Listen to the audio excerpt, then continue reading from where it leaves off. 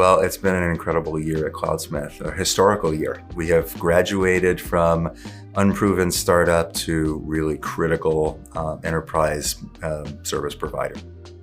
We don't measure growth necessarily by headcount, but it is a very obvious way to see that we're growing into our ambitions. I think we started the year fewer than 35 employees. We're approaching 65 now. It's harder and harder to fit all Cloudsmithers in a room, and it's actually getting hard to keep up with all the new hires and all the new names to learn. But it's all just kind of a sign that we're more and more important to more and more customers. We're working on more aspects of the product.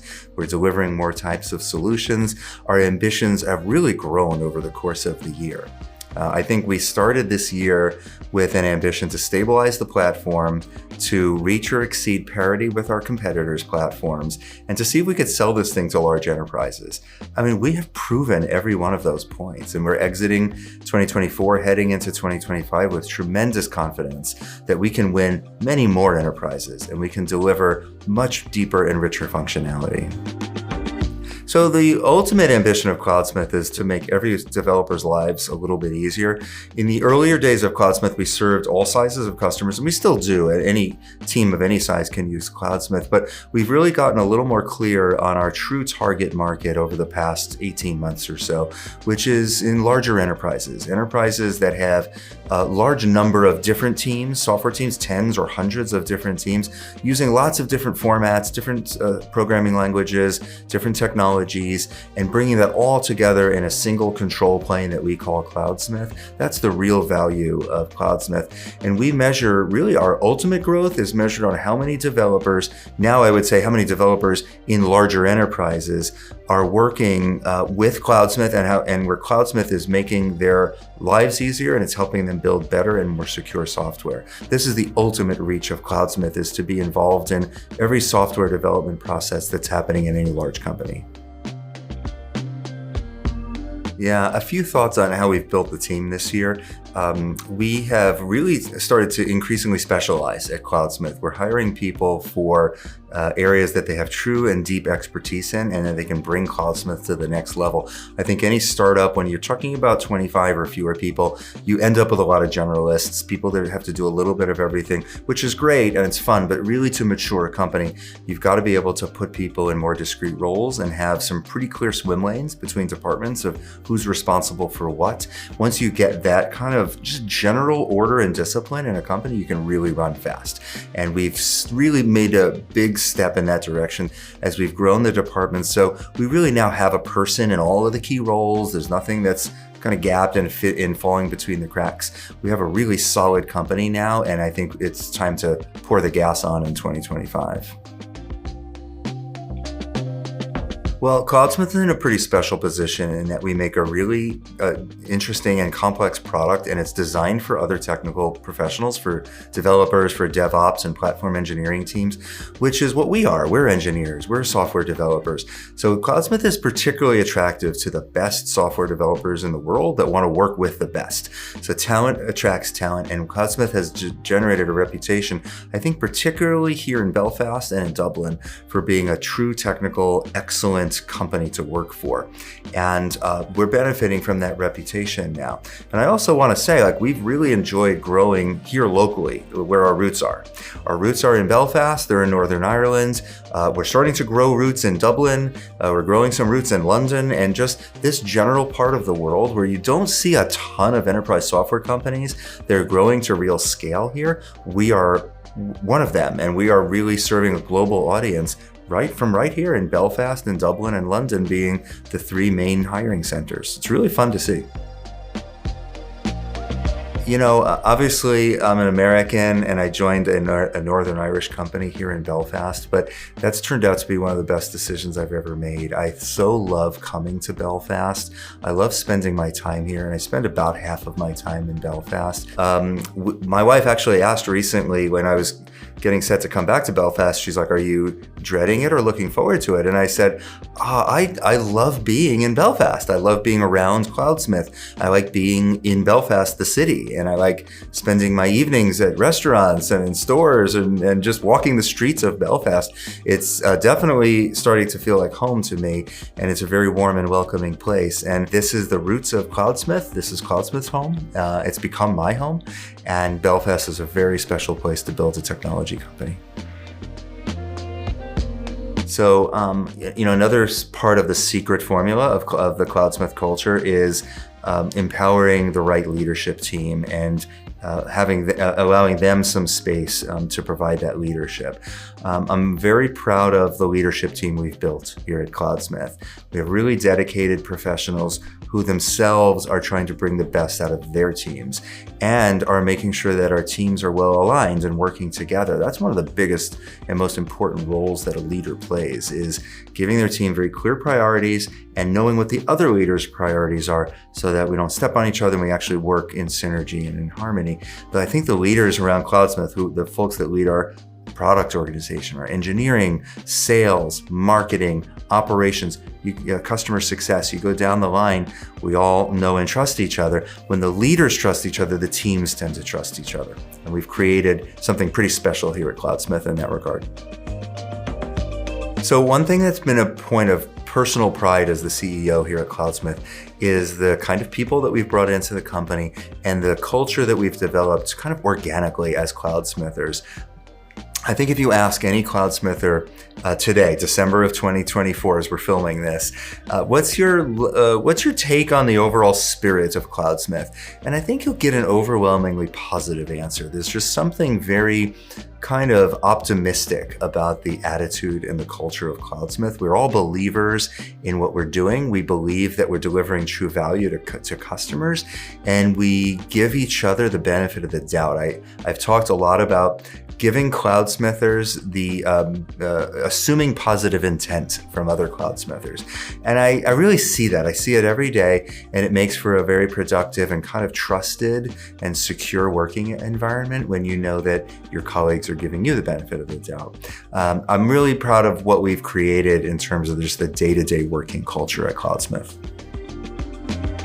So like a lot of technology companies nowadays, Cloudsmith is a primarily remote working company, but we believe very strongly in the power of personal bonds, and we need to be able to trust each other. And it's a lot easier to trust your coworker when you've spent a few days with them in person. I mean, we're here in Belfast. When you've had a Guinness with them, you feel better about trusting that person. So our general regime at Cloudsmith is we have 3 formal offsites a year. They're all in Belfast, and they're spaced roughly equally throughout the year. So we're bringing in all Cloudsmithers from around the world to join for 2 days of talks and hackathons and events, evening activities, so that we all get to know each other, build up that kind of store of goodwill that we can take home with us and remember what's so special about Cloudsmith and what's so special about our fellow Cloudsmithers.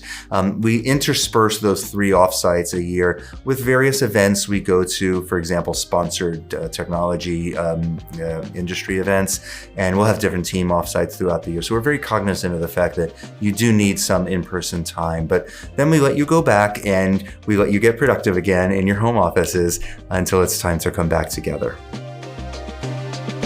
It's been a big year for our engineering team and how we've evolved our approach to research and development. I mean, it wasn't very long ago at Cloudsmith that it was basically one team, the engineering team, that built and maintained the product, and they were led by the vision of our CTO and co-founder, Lee Skillen. But we have really evolved that. And particularly in 2024, we've grown the engineering team now to be much more specialized. We have separate squads that look after different things like the Cloudsmith platform. We have a squad called Bytebusters that works on our different software formats. We have a squad called Sentinel that does our enterprise policy manager and other things around security.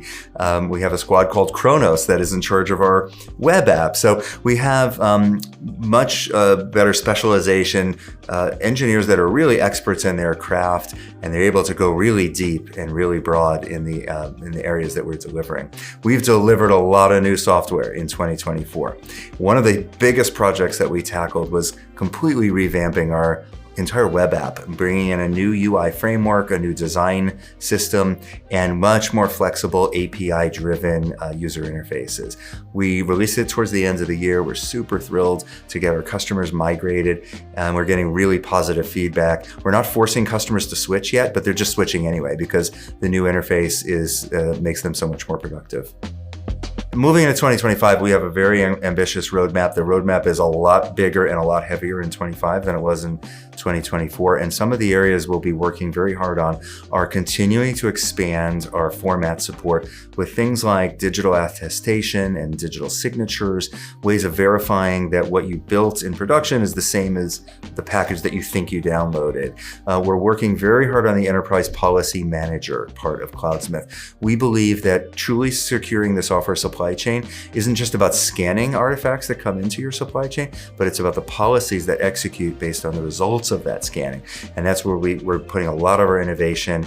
We want customers to be able to run sophisticated policies and then decide on different results like notifications or quarantine or other outcomes that may be dictated by executing those policies. We want to put our customers in charge of their software supply chains.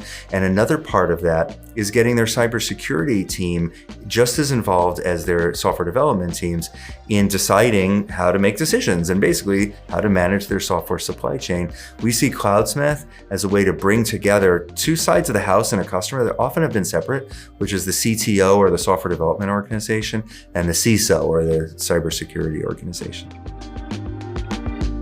So another part of evolving as a software company and growing up and serving larger and more sophisticated customers is the realization that customers actually rely on you as a vendor to help onboard them to the product. In the earlier days of Cloudsmith, when we were a little bit smaller, we sort of assumed, hey, developers are all smart people. They probably don't need our help. They can just adopt our product and be very successful. And that's true in a lot of cases.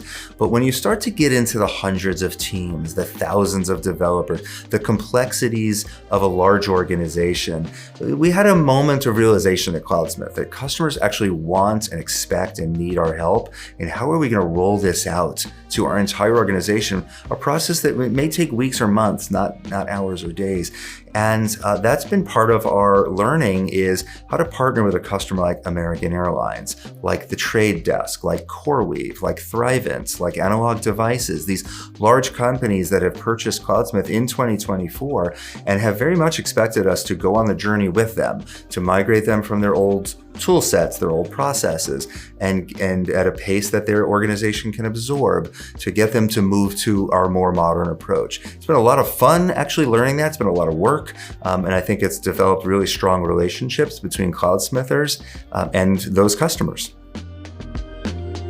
So I think the journey of any software startup is to move through some different phases of how you look at your market. Cloudsmith, like a lot of startups, was very focused on self-serve signups. And you can still do this today. You just go to a web page, you can try Cloudsmith for free. If you like it, you can give us your credit card and you can use it at pretty large volumes and never speak to anybody. But every startup has that moment of realization that, well, maybe a sales team exists for a reason. Maybe people actually sometimes do want to talk to people and to get to know your organization a little bit and what your needs are and how Cloudsmith can serve your organization better. You know, sales is not a dirty word. It's actually just another word for partnership. We partner with larger companies to understand how we can deliver value better. That's been a big part of the maturation of Cloudsmith, particularly over the last 18 months. We've built a really strong sales culture and a sales foundation where I'm very comfortable now with our ability to provide like account management services to a large customer. They know how to reach us. They know that we understand them. And there's a human relationship there. It's not just that we're delivering technology to them. One of the great joys for me as the CEO this year has been watching the growth of our customer success team. The customer success is a tough job in any company. It's support, it's CSMs, it's customer engineering, and the spirit and the value delivered by our customer success team is absolutely unmatched. You know, I do hear it a lot that it's a very distinguishing characteristic of Cloudsmith that our customer success approach is so superior to what you normally see in the market that all by itself, it's that's a reason to become a Cloudsmith customer. That's a really massive point of pride for us. And I know that it's working when the engineers at Cloudsmith respect the customer success team to have the same level of expertise that they have in engineering. And we have achieved that here at Cloudsmith. It's really hard to do that. You don't see that often in the software industry, and we have it here at Cloudsmith. So in some ways, Cloudsmith is in the awkward teenager phase.